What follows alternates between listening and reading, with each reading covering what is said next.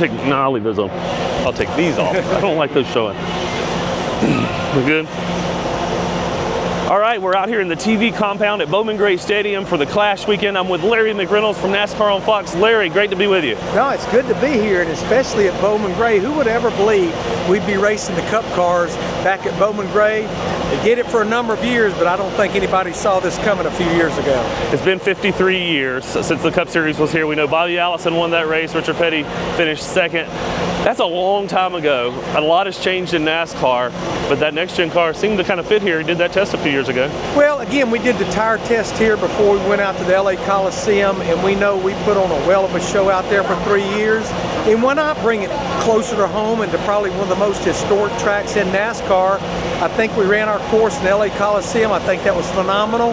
This is a different quarter mile, though. A little different configuration, a lot less grip. I think it's going to be fun, going to be interesting. The most important part of that car, I think, for the driver is probably going to be the front bumper.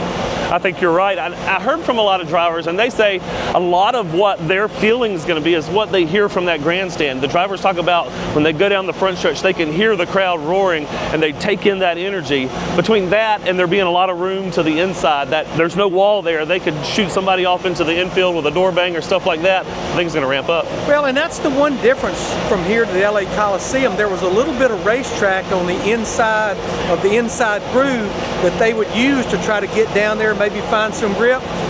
You've got the groove, you've got grass. So the only way you're going to get by someone, I don't see these cars being able to pass on the outside. That's just going to be too hard. So the only way you're going to pass them is if you're going to have to give them a little bump and run and get them out of the way. And I think when we'll really see that is in the closing laps of those heat races for that transfer spot. Top 5 from each heat race, you're going to make it, but especially in that last chance qualifier. Yep. Desperate people do desperate things, and sometimes it doesn't work out that good. We were talking a minute ago about Tim Brown and Burt Myers. They're the ringers in this, but they don't have any experience in these heavy Cup cars. Got thousands of laps, probably thousands of races around this place. What do you expect out of them? Yeah, I think their most important lap is going to be in that final practice to cut that fast lap to start up front in the heat race. I think if they can start up front in the heat race, and the heat races are short, 25 laps, I think that will give them an advantage because they know the racetrack. But I think it's going to be key to cut that fast lap. I would love to see one of them or both of them make the big show. I think that in itself would be a win for those guys, for those race teams. It'll be fun to watch if they can get in. When you walk away from here at the end of tomorrow night, what do you want to walk away with? Just excitement, just everything that we have hyped this track up to be, this race up to be, and I think it will not let us down. And I guarantee you, for the 39 drivers, the 39 teams, you would love to be the group that says, you know what, we won the race on the return to Bowman Gray.